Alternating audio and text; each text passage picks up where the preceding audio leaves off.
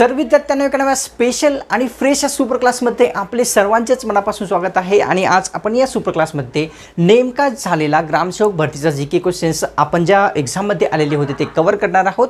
आणि त्या कारणास्तव आपल्या सर्वांना काय करायचं आहे, या सुपर क्लासला सुरूपासून शेवटपर्यंत नक्कीच पाहायचं आहे, कारण हा सुपर क्लास अतिशय महत्त्वाचा राहणार आहे।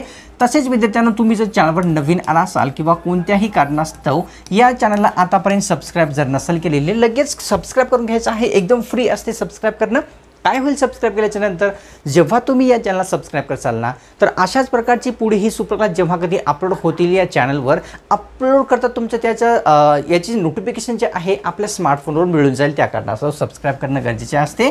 तसेच सुपर क्लासला एक लाईक नक्कीच करायचं आहे। तुमच्यातर्फे थोडासा प्रोत्साहन विद्यार्थ्यांनो आपल्याला दाखवायचा आहे। त्या कारणास्तव आता सुपर क्लासला सुरुवात करूया। आणि सर्वात पहिला जो प्रश्न आहे, बॅकग्राऊंडमध्ये तुम्हाला जर आवाज येत असेल तर माफ करा। पहिला प्रश्न कव्हर करूया, जो की आहे विंध्य पर्वतातून उगम पावणारी आपल्याला नदी ओळखायची आहे, जी की कोणत्या विंध्य पर्वतातून उगम पावते। ऑप्शनमध्ये काय आहे, चंबळ, बेतवा, धसन किंवा वरीलपैकी सर्वच नद्या।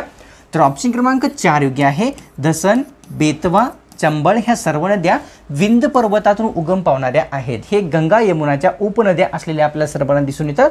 आणि आपण काय केलेलं आहे विद्यार्थ्यांनो, एक्झाममध्ये ऑप्शनमध्ये कोणती नदी होती या प्रश्नाविषयी माहिती नसल्या कारणास्तव आपण सर्वच उगम पावणाऱ्या नद्या घेतलेल्या आहेत, हे लक्षात घ्यायचं आहे। घेऊया पुढचा प्रश्न। प्रश्न दुसरा असा आहे विद्यार्थ्यांनो, की बक्सारची लढाई कोणत्या वर्षी किंवा कोणत्या दिवशी झालेली होती ते आपल्याला विचारलेलं आहे। बक्सारची लढाई हा एक्झाममध्ये यावर एक क्वेश्चन तर विचारला जात असतो। ऑप्शनमध्ये काय आहे, 22 ऑक्टोबर 1761, 22 ऑक्टोबर 1766, 22 ऑक्टोबर 1764 किंवा 22 ऑक्टोबर 1765। तर ऑप्शन क्रमांक विद्यार्थ्यांनो किती योग्य राहणार आहे, 3 योग्य राहणार आहे। 22 ऑक्टोबर 1764 मध्ये विद्यार्थ्यांनो आपल्याला दिसून येते बक्सारची लढाई झालेली। कोणाकोणामध्ये झालेली होती विद्यार्थ्यांनो, तर ईस्ट इंडिया कंपनीच्या सैन्यामध्ये, तसेच विद्यार्थ्यांनो बंगालचे जे नवाब होते मीर कासिम यांच्यामध्ये, या दोघांमध्ये जी आहे ही लढाई झालेली होती। आणि ईस्ट इंडिया कंपनीनं जी लढाई आहे ती जिंकलेली होती विद्यार्थ्यांनो। आणि पश्चिम कोणते आपलं या ठिकाणी जे आहे बंगालचे नवाब आहे यांना जे आहे हरविलं होतं, आपल्या सर्वांना माहितीच असेल। कव्हर करूया तिसरा प्रश्न, राष्ट्रीय युवा दिन कोणत्या दिवशी। आता या ठिकाणी एक सांगू इच्छितो विद्यार्थ्यांनो, राष्ट्रीय युवा याविषयीच प्रश्न होता। आता एक्झॅक्ट नाही कळायला कारणास्तव आपण राष्ट्रीय युवा दिन हा प्रश्न घेतलेला आहे। तर राष्ट्रीय युवा दिन कोणत्या दिवशी साजरा होत असतो। ऑप्शनमध्ये काय आहे, 13 जानेवारी, 12 जानेवारी, 10 जानेवारी किंवा 14 जानेवारी। तर ऑप्शन क्रमांक विद्यार्थ्यांनो 2 योग्य आहे।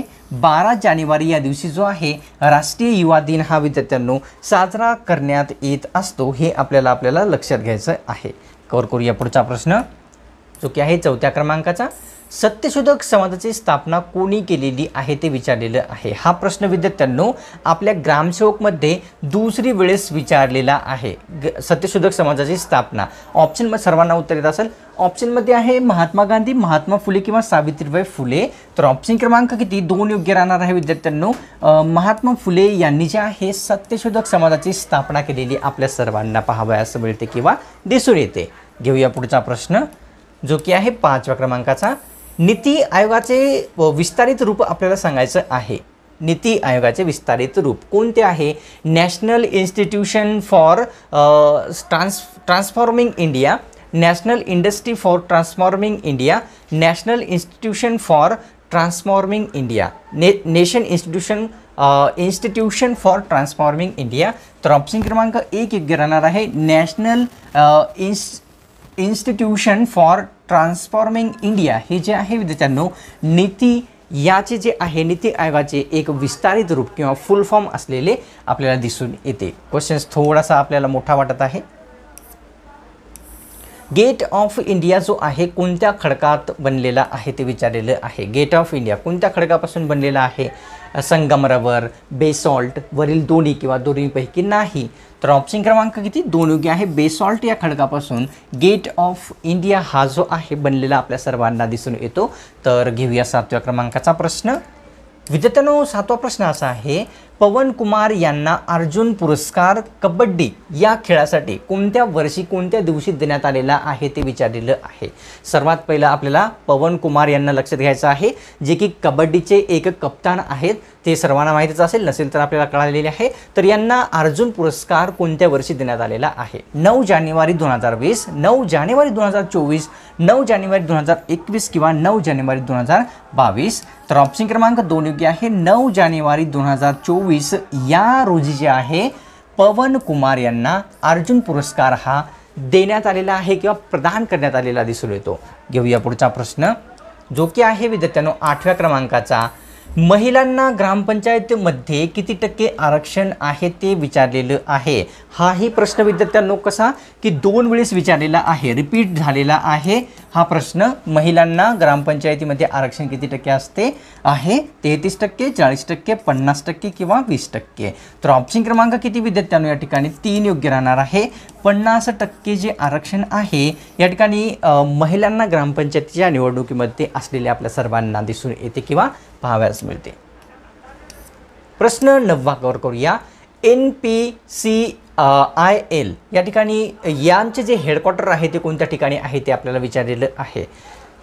NP न्यूक्लिअर पॉवरची आहे ना, त्याच्यासोबत त्याच्या संबंधित प्रश्न आहे विद्यार्थ्यांनो।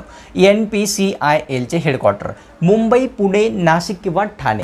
तर ऑप्शन क्रमांक विद्यार्थ्यांनो 1 योग्य आहे। मुंबई या ठिकाणी NPCIL चे हेडक्वार्टर असलेले आपल्या सर्वांना दिसून येते।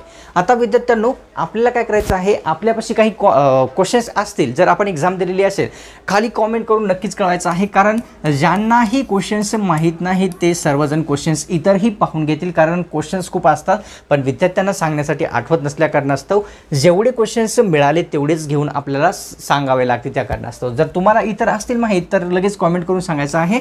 तसेच विद्यार्थ्यांनो, या काय करायचं आहे, चॅनलला आताच्या आता सबस्क्राईब लगेच करून घ्यायचं आहे, एकदम फ्री असते। सबस्क्राईब का करायचं असते ते मी आपल्याला सुरुवातीलाच या सुपर क्लासला सांगितलेलं आहे। पुढची सुपर क्लास जेव्हा कधी अपलोड होईल त्याचे नोटिफिकेशन तुम्हाला अपलोड करतात प्राप्त होऊन जाईल, मिळून जाईल, त्या कारणास्तव सबस्क्राईब करण्याचं गरजेचे असते। सुपर क्लासला एक लाईक पण नक्कीच करायचं आहे आणि या चॅनलला सबस्क्राईब लगेच करून घ्यायचं आहे। तर भेटूया पुढच्या एका स्पेशल आणि फ्रेश सुपर क्लासमध्ये।